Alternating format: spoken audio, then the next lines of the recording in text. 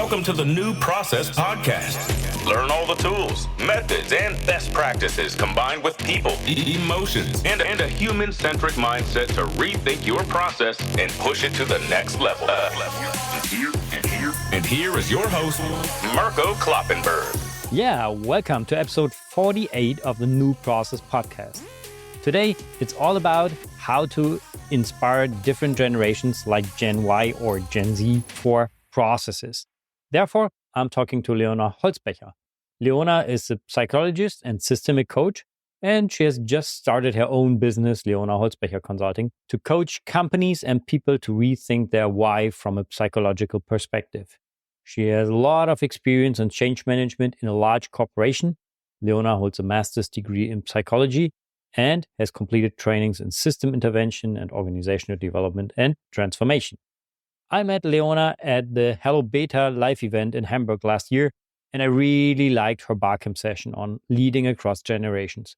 Maybe you remember we already had briefly talked about this in the New Process Podcast episode number 40, summarizing that event. And after this, I had so many thoughts in my head to put these aspects in relationship to processes. So I just had to ask her to do an episode on this topic, and I'm super happy that she agreed. So this episode will put the topic of different generations on your radar, and it will provide you with all the things you need to know. You'll learn what the different generations are, how they are categorized, and what is typical for each of these generations. We're going to talk about the stereotypes and conflicts of the different generations, how this affects the work environment in general, and what we as process guys can learn from this to get different generations excited about processes. We're talking about many examples, and you will get countless ideas to take different generations into account regarding processes. So enjoy the interview with Leona Holzbecher. And now, let's start to rethink processes. Yeah, welcome to the New Process Podcast, Leona. It's great to have you here after we met at the Beta Hub Barcamp event end of last year. We already had a short conversation on leading across generations, but now a whole episode. So welcome to New Process Podcast, Leona. Thank you. Happy to be here. Yeah, great to have you. And I'm really looking forward to the conversation. It's a little bit ramp up for your expert session at the New Process Conference in April. So a warm up today. But there you'll talk about different topics. So today we can focus on different generations. But before, let's start with a check-in. So as always, first check-in question. What do you prefer in an aircraft, aisle or window seat? I would say aisle, because I don't know if you know this very uncomfortable feeling of you need to go on toilet and then you have to climb over everyone sitting next to you.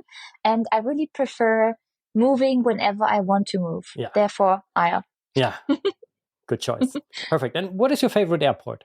For me, actually, it's Nuremberg, because I'm living there. And I really also, after traveling, I love the feeling of coming home and arriving there again. So I would say Nuremberg, yeah. And it's also like very good connected to many countries. So you can fly like from everywhere to there and back and forth, which is great too, yeah. Yeah, I also like Nuremberg. It's a pretty small airport, but a nice one. And you can get quickly out of the aircraft to your rental car. And then I always drove to University of Bamberg, where I had a guest lecture and things like that in the past. So that was always nice, flying via Nuremberg. Yeah. And not comparable with Frankfurt. No. And I really got lost the last time I was there looking for the bus station. Yeah, to Seeheim. And they did some, when I went to Seeheim, and they did some reconstruction from the bus station. Oh. And I was like, oh, where is this now? And I think it really took me 45 minutes after leaving the train to get there. Okay. Just because it was far away, and then I got lost. Yeah, so Nuremberg. yeah, that's the place to be. Okay, that's good. I have to check that out before we travel to Seeheim for the conference. I'm going by car from Hamburg, but there will be some participants flying into Frankfurt and then taking the shuttle bus. So I have to talk to Volker to get all the information. But okay, that's great, and we'll see where this will lead to. But final check-in question: what was the best process you have ever experienced? For me, actually, it's the PayPal process and how PayPal is connected everywhere. Okay. I feel like it's very easy to pay and to buy with PayPal. So I really like the process behind it and the PayPal app. And I really think that with this, you don't need to like take care or become so much concerned about security of your personal money and data. So this is very nice. I like it. It changed my life. That's great. Okay. A lot of my guests have financial processes as their best process they have ever experienced. So a shout out to the financial guys out here listening to the podcast who are working on these processes. That's cool. Great job. Yeah. And my favorite question, how would you describe your relationship to processes? I would say it's kind of spicy. So they create a lot of emotions in myself. And as I'm a psychologist, I'm of course always looking into the topics that are getting also very tense, spicy and emotional. And I think that's exactly what often happens with processes. Also, people often say that is something boring. They nevertheless create or activate a lot of emotions. Okay, that's interesting. And so you're working as a freelancer as well, besides your normal job. So what do you do at Leona Holzbecher Consulting? So as said, I'm a psychologist, and on top of that, an organizational developer.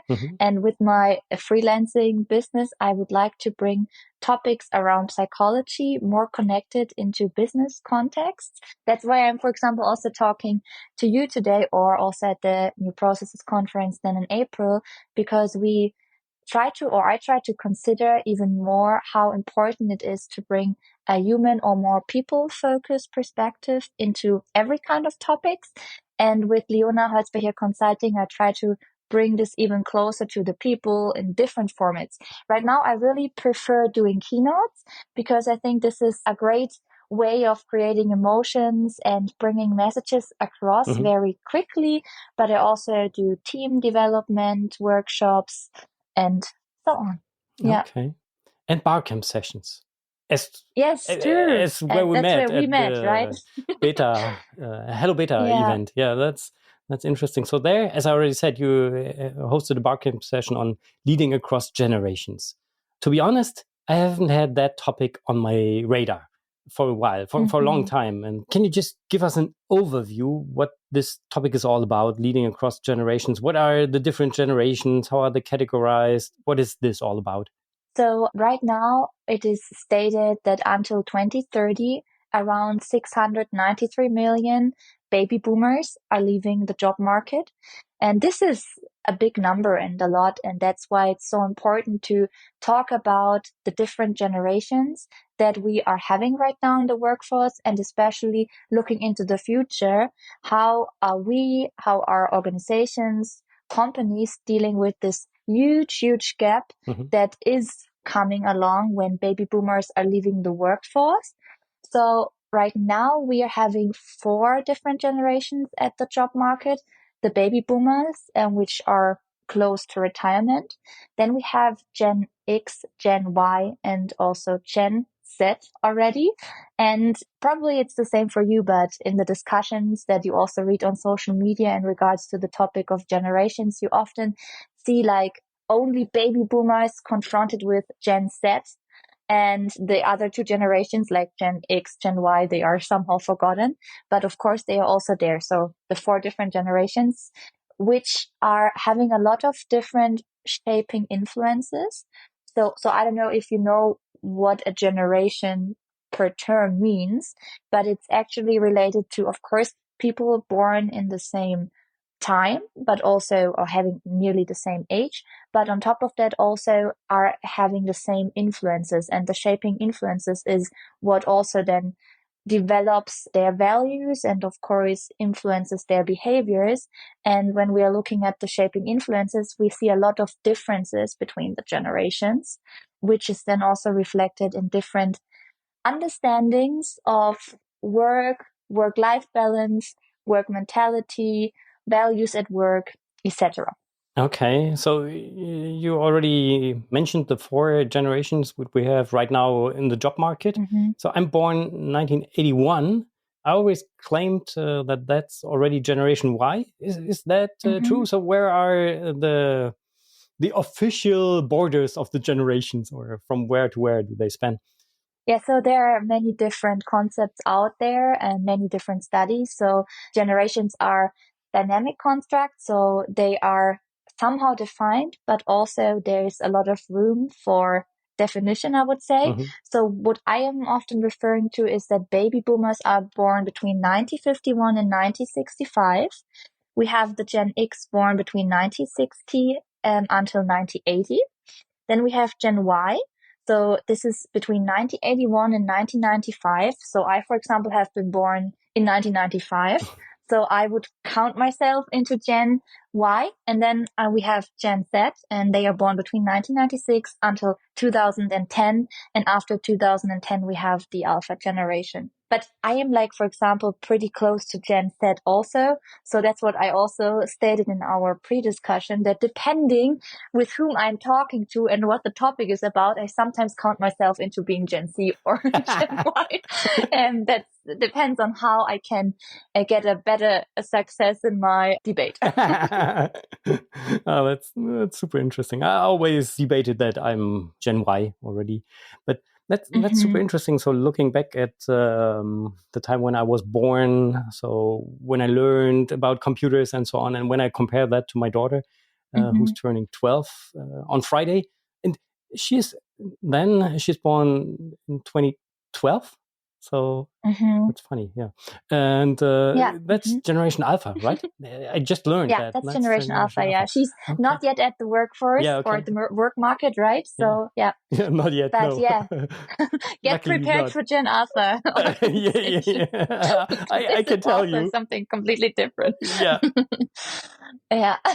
Just fun fact: she's having a math exam on Friday on her birthday. She hates that for sure, and she's just practicing the tasks on the iPad. Yeah, there's an app which they are using, and I said, "Lena, sit down and write down the assignments on paper. Yeah, you need to write that on paper."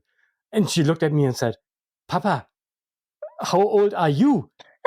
Yeah, I said, "Okay, just give it up." That was strange. Okay, that's interesting. Yeah, very funny. So what are the main findings regarding the conflicts between these generations, or especially with regards to management levels, for example, or in a company organization? Yeah, I think maybe kind of a disclaimer here. What is very important and what I have also experienced when I raised the topic of generation in companies is that we have to be very sensitive here, because of course, if someone is part of one generation, doesn't necessarily truly mean that the person is exactly how the stereotype of the generation is described, right?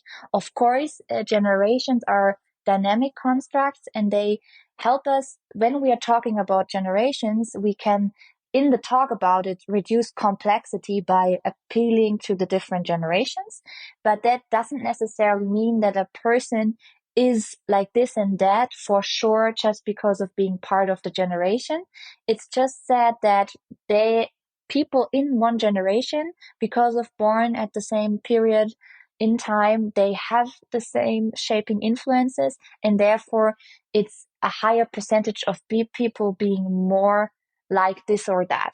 But especially when we are talking about conflicts and triggers between humans in organizations, it's very important to step out a little bit out of those stereotypes that we are having, because what's happening right now and what I see pretty often is that conflicts are already there without conflicts being really discussed, meaning that I get phrases said such as, yeah, there is someone in my team, and by the way, it's a baby boomer. How should I talk to this person? They would never understand me. And then I ask back, have you spoken to the person already?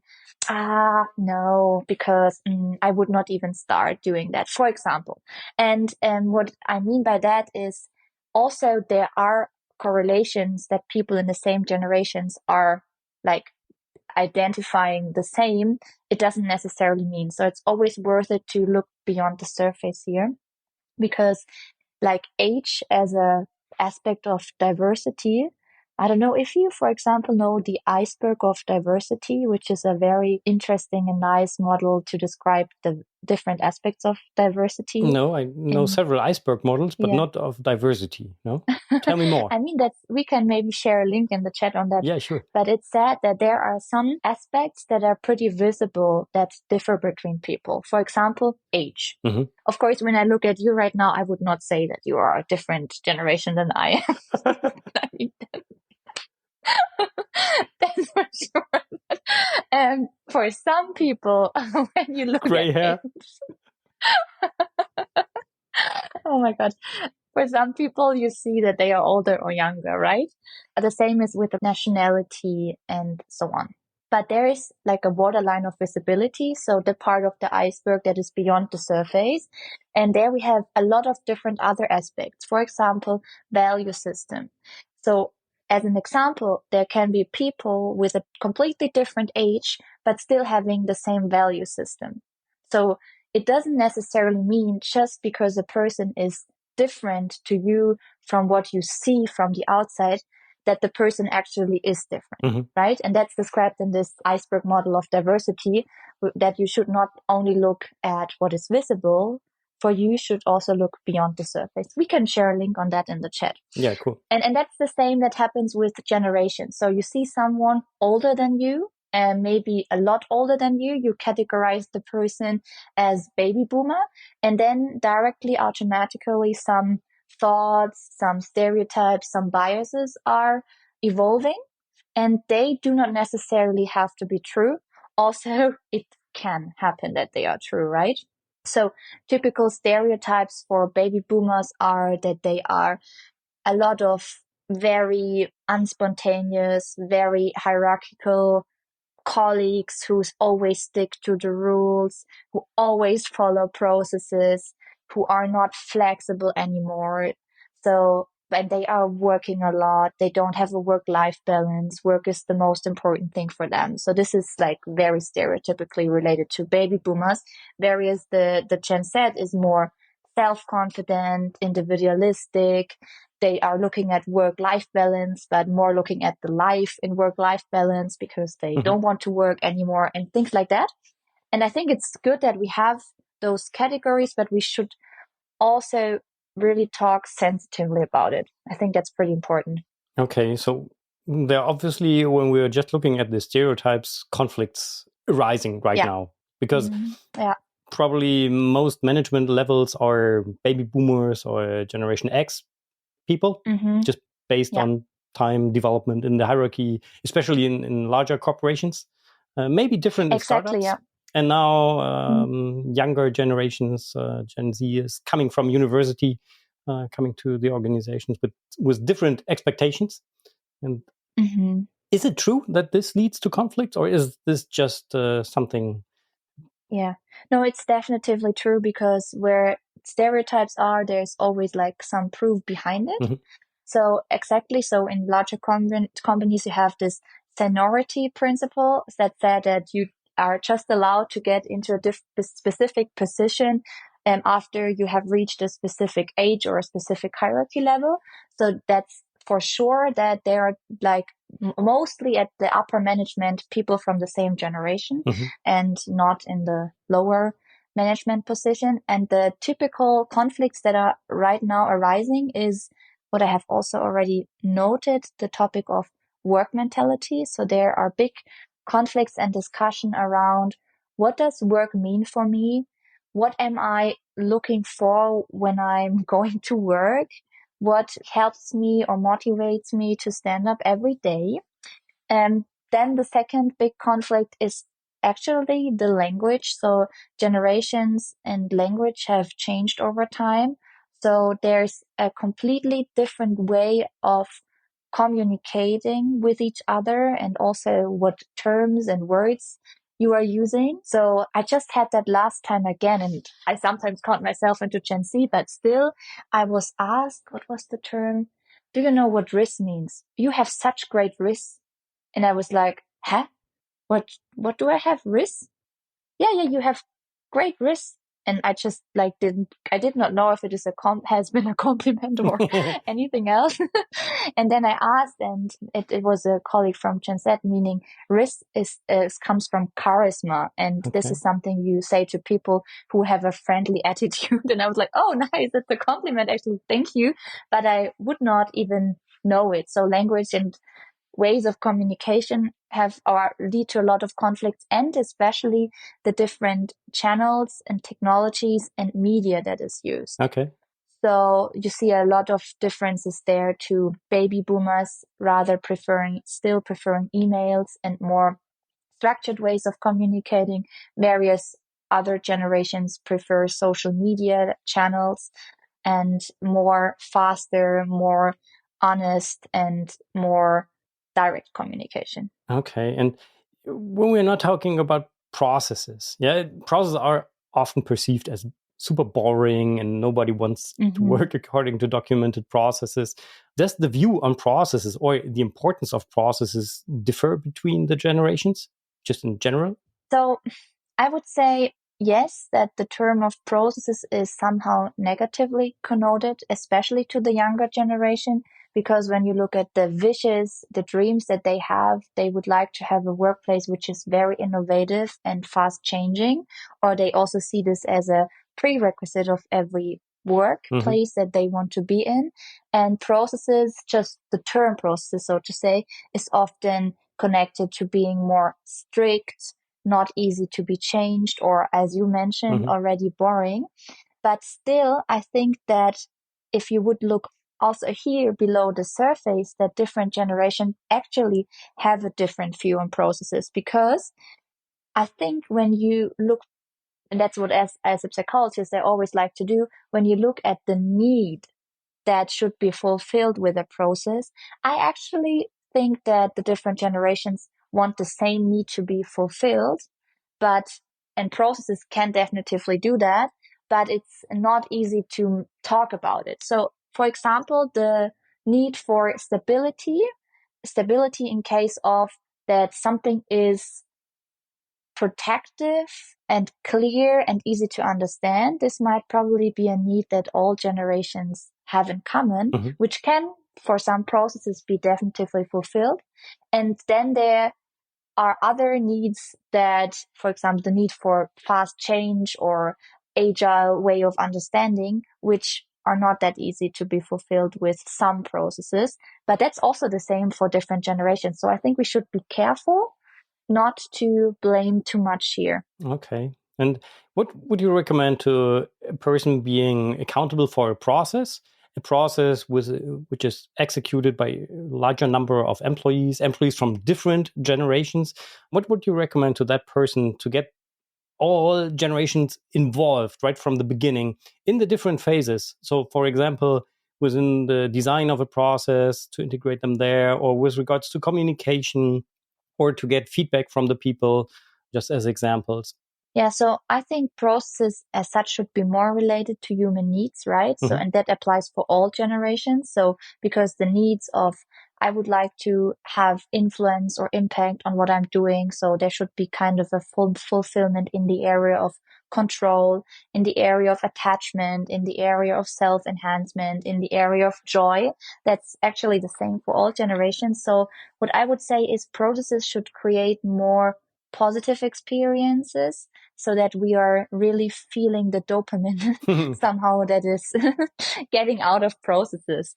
And for the different stages, so because you mentioned like for example, the designing stage of a process or the modeling stage of a process, I think you should, for example, really check if in the design process the people that are involved, if that are people from different generations or not. So is your design group somehow age diverse or a lot of or heterogeneous? Because when you have different people from different generations already in the designing process, you can really at an early stage of implementation, you can cover up all the questions that would then probably arise later. And I would also say that you should start kind of a greenfield approach. So what I see in process design nowadays in companies is that there is one way to go, how it has been done in the past, and different specific steps are followed as they have also been followed in the past. And what I really would recommend is maybe you should start with a greenfield approach and a more open-minded brainstorming. Meaning, I don't know if you, for example, know the Walt Disney method, which is a typical brainstorming method. Yeah. I don't know, do you know it? It's, you put on like the dreamer hat, and then you put on the realistic hat, and then you put on the more critic hat. And I would love to see that actually also in designing processes that a diverse group and also age diverse group of people is starting a greenfield approach and just dreaming what could be fulfilled in a dreamy world with a process, and then step by step tying it down. And also often like look at the end users. So what is the target group of people who is using the process in the end? Maybe you should also try to get them on board pretty early, especially end users from the younger generations also, so that not only the process architects are involved, but also the process users. Okay. In the implementation phase. Yeah. That's super interesting. To be honest, I haven't had this generation diversity topic on my list with regards to diversity. I'm talking a lot about when you set up workshop teams that you make sure that you have people from different locations, with different cultural background and so on. But I never thought about generations before. I just wrote that down. So that definitely has to be part of the process to, for example, if you're going to develop process purpose and you set up a team or you develop a new process design and make sure that the team is diverse also with regards to generations. That's super interesting. Cool. Yeah, also especially like for asking for feedback. So when the process is maybe redesigned after it has been implemented, that you also really be careful with whom you're asking for feedback, and that you also try to ask like very age diverse here over and over again.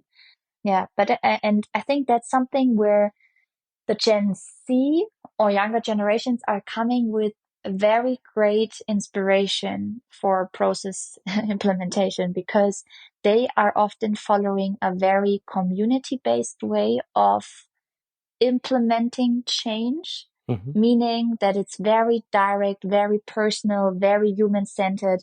Like processes are not just processes, but processes are very referring to the people behind it. So what I see in organizations is that then suddenly another Riva engaged group is popping up with process XY, and then people are giving feedback, are communicating, are talking.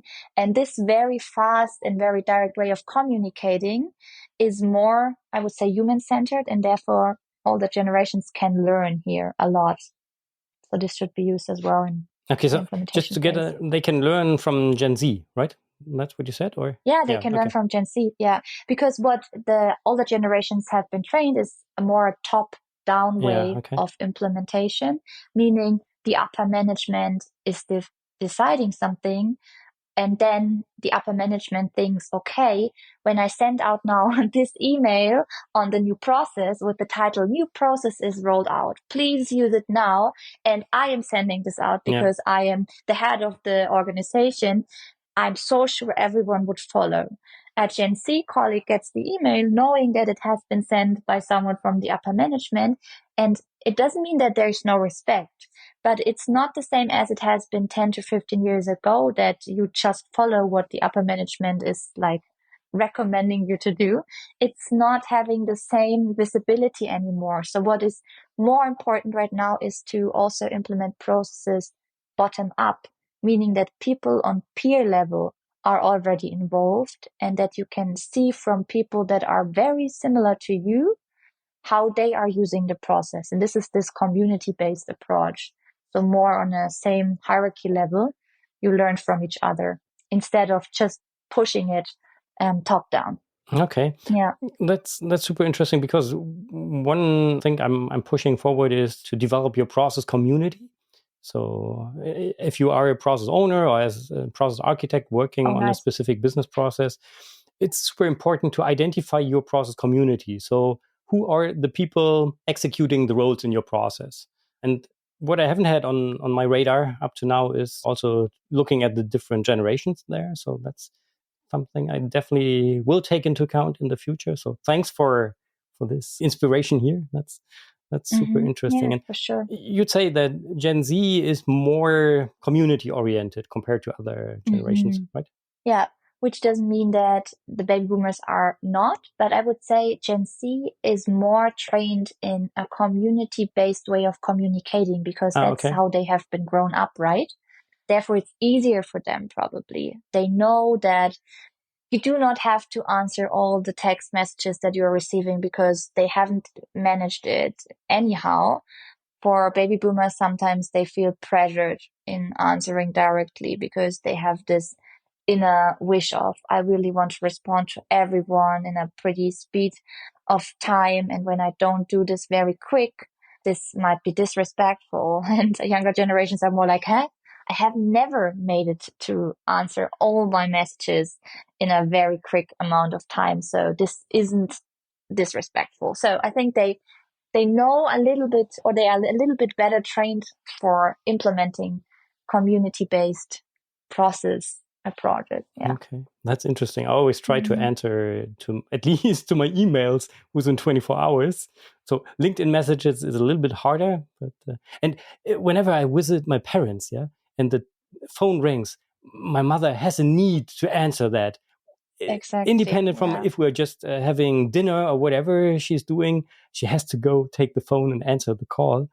I just say, no, why? But that's interesting. That's also... Yeah, that's like how you're raised and what your values are. And therefore, I think it's very, very important to look at the way of communication, especially also for processes, because different target groups need different ways of communicating. And there's also a lot of room for improvement because you can really learn a lot from how is the younger generation communicating, because it's not everything perfect also how Gen Z is communicating, right? So, and there are a lot of misunderstandings are arising from language. And then also, especially in virtual communication, you can interpret a lot so that you don't know if someone not using emojis is just angry. That's very difficult for Gen Z, for example, to reflect. When you're not using emojis, they don't understand what you have been writing. Okay, that's interesting. From time to time, I'm using emojis, maybe a little bit too often. But I guess the same when I'm texting my mom and she is using emojis. I'm just like, they don't really mean what you probably want them to mean, but thank you so much.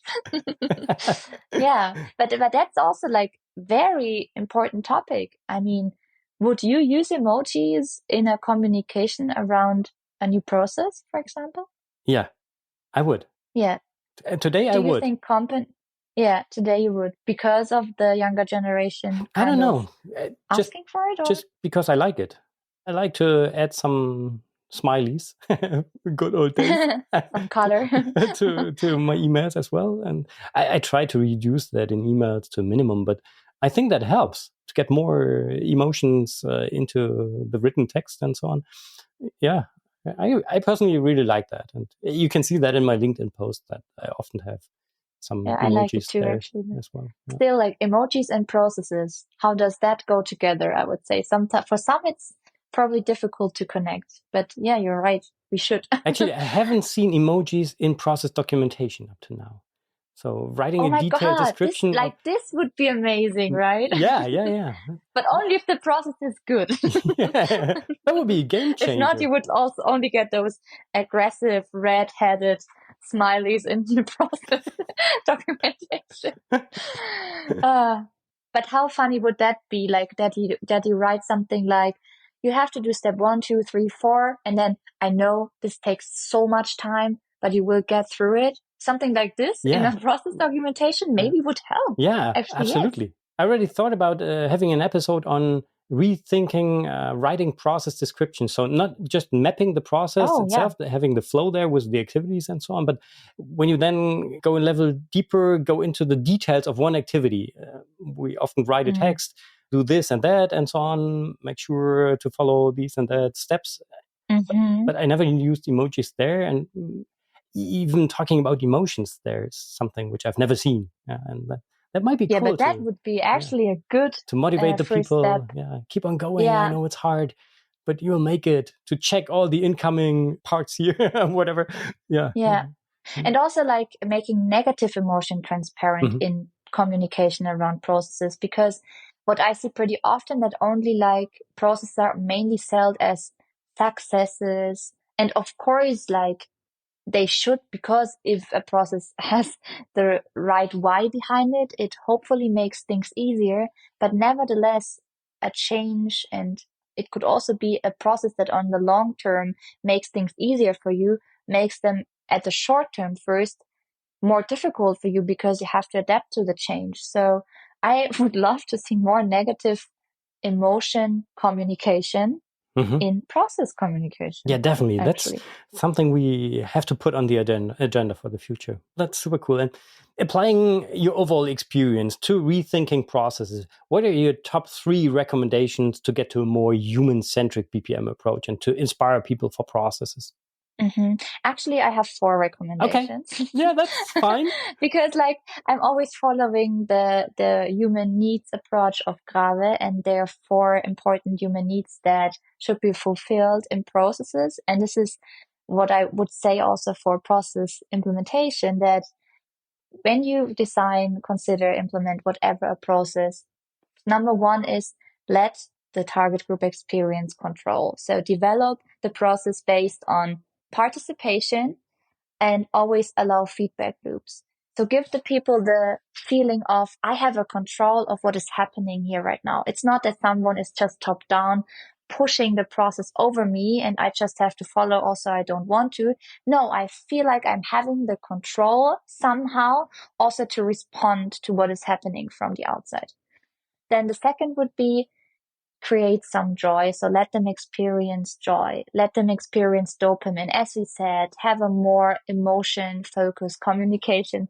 Send some hearts, but also give them the feeling of they are heard. So, of course, when you have frustrated people that are not following a process and are getting the 3rd or 4th email of do it now, you're already late. Of course, this might be one way of trying to get them on board. But maybe, and that's what I'm also saying, sometimes it doesn't make sense to punish people. It's better to create positive experiences for them, because also our brain, so punishment means you're avoiding something. So you see the email where you read out a lot of anger and frustration and from your boss, for example, and you are like, oh my God, I have done something wrong, so you avoid it. But if there is something on the other side that creates joy or positive experiences, we don't have to do anything. People would go there because they want to, because that's how our brain is wiring, right?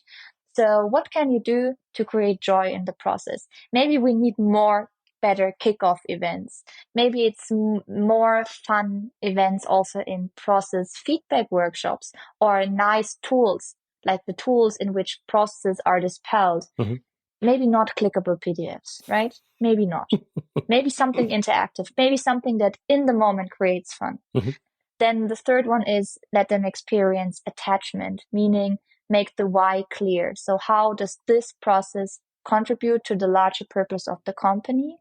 And because there's a reason for them to follow, and the biggest reason is, why are you here in this company? This is our company purpose. That's why you are attached to the company. And this is how the process is contributing here. And the last one is self-enhancement. So people are very egocentric. So in everything they do, I always call this effective altruism.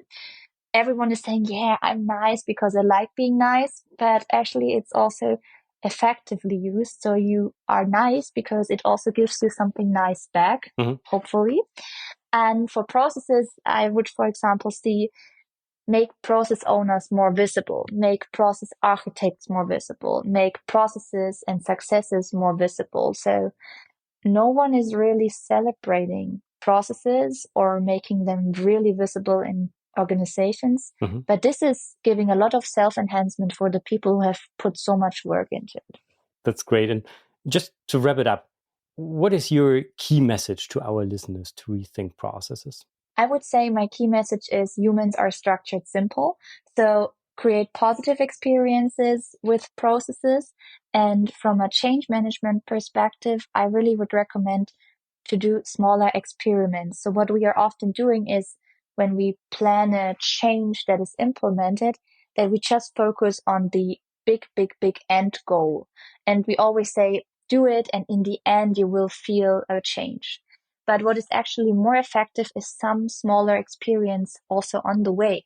So is there a way somehow where you can bring them very quick wins or very quick benefits from a process also in between? Also, the end goal, so to say, is not yet reached. Can you kind of split it a little bit? Mm-hmm. I would say. Yeah. Cool. Thank you, Leona. That's super inspiring. And besides quickly buying tickets for the new process conference to join your session on day 2, where can our listeners learn about your activities, learn more about your activities? So you can follow me on LinkedIn. I'm also posting there somehow. Yeah, and you quite can, successful. And maybe we can put yeah, I really like doing some LinkedIn posts or resharing of others. I love LinkedIn. So I'm very active there. And of course, you can send me an email always. Maybe we can put my email also in the show notes, and you can just contact me there if you want. I'm looking there too. Yeah. Yeah, but first choice would be to buy a ticket for the new process conference. Yeah, exactly. That's true. To meet you in person. Yeah, right. I try to create a lot of positive experiences during my session and a lot of joy. So you should definitely get there. Absolutely. That's going to be a really inspiring session at the end of the conference. So that's super cool. So one final, more or less content-related question, which I'm asking all my guests is, which topic, method, tool, or expert would you recommend to me or to the new process community to have a closer look onto, to get ideas on how to rethink processes or to get new ideas for that? Yeah, I love actually the science around neurochange, that what I have already mentioned with the dopamine and how our brain is working and how we should consider that in change management and in processes as well. And there is a book called Neurochange by Markus Ramming. And I really, really like his thought and views on a more evolutionary rooted way of implementing change, which fits pretty well to my message of humans are structured simple, because there's a lot which is also, we always say we have a growth mindset. Still, some processes in our brain are evolutionary fixed. So we should make it easy for us and apply to them, because I think with that we can really speed up transformation. And yeah, I would recommend everyone to understand a little bit more about neurochange. Okay, we'll put the link into the show notes. That's cool. Thanks for that recommendation. So before we finally leave the aircraft, is there anything else you would like to share with our listeners? Mm-hmm. So I think also, maybe that sounds like a very boring phrase, but your mindset is key. So everyone who is coming to me saying, "Oh, Leona, I don't know how should I implement anything of what you said now," I always say your mindset is key, because what we are talking here about is not the most complex science ever. It's a very intuitive, human needs-based thought process, meaning if you want to integrate humans and their needs better in a process, every one of you can, and you don't have to be a psychologist for that. And if you don't want to do it, you won't do it, right? So it's really a matter of your own attitude. When you are feeling like getting drawn into a process and you just see the process and technical related topics and you completely forget about the target group and the people using it, then it's very important to always remind yourself, put a sticker on your desk that says, mindset or people or whatever, or a heart. And so that you always get reminded of the importance of the human needs behind it, which is sometimes forgotten between the technological or technical expertise talks. Yeah, great. Love it. That was super cool talking to you. Final question. How would you describe your flight experience with just 3 words? So I felt very joyful. I felt very I like talking in this podcast setting gives me a lot of self-enhancement, of course. I like talking to you, so I'm attached. And I know you said 3, but to always mention my 4 things. Yeah. Controlled, but maybe I'm not sure if this is so controlled because it's a new feature and we had some technical struggles at the beginning, but I think we managed pretty well.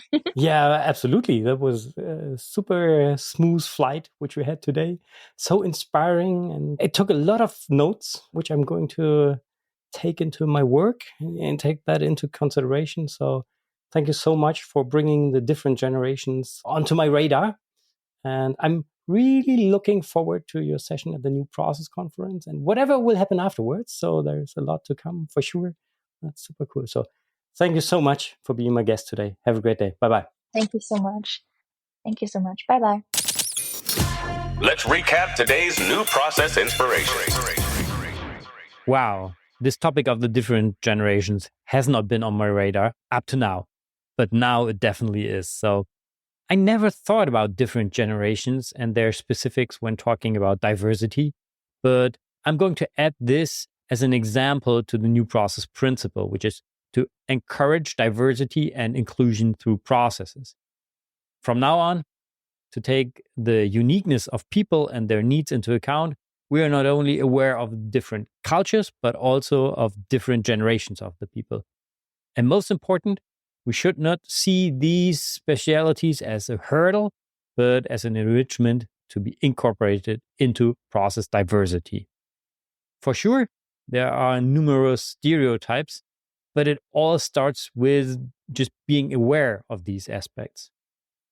I find it also very fascinating that Leona mentioned that Gen Z is a human-centric generation with a community-based approach to communication. And I certainly have to take a closer look at this in the future. So the next opportunity to learn more about this, and especially the psychological aspects of BPM, will be Leona's session at the New Process Conference. In addition to Leona, we'll also have deep dive sessions on Gen AI, gamification, branding, storytelling, and more to rethink processes. So if you want to be at the forefront of BPM, get your tickets now. There are only a few seats available. You'll find all the details at newprocesslab.com/conference. I think we'll need a follow-up session with Leona to learn more from her. But before this, there are other interesting episodes coming up. The next episode will be a bit more technical. I'll talk to BonitaSoft's CEO, Charles Souillat, about process automation. And there are some more method expert episodes in the pipeline. But for now, thank you very much for listening. Have a great day. Bye-bye und auf Wiedersehen. You've been listening to the New Process Podcast. Make sure to subscribe so you don't miss the next episode for more tools, methods, and best practices to rethink your process and push it to the next level. Thank you for listening. Before you leave, we are slowly approaching the 2nd birthday of the New Process Podcast, and I'd like to ask you for your feedback. So, what do you like about the podcast? What would you like to see changed? I'm really interested in learning more from you and making the New Process Podcast even better for you. So to give me your feedback, just go to newprocesslab.com/feedback. It'll only take a few minutes to answer 4 simple questions, but it will mean a lot to me and you can help to improve the New Process Podcast. Thank you so much. Have a great day. Bye-bye.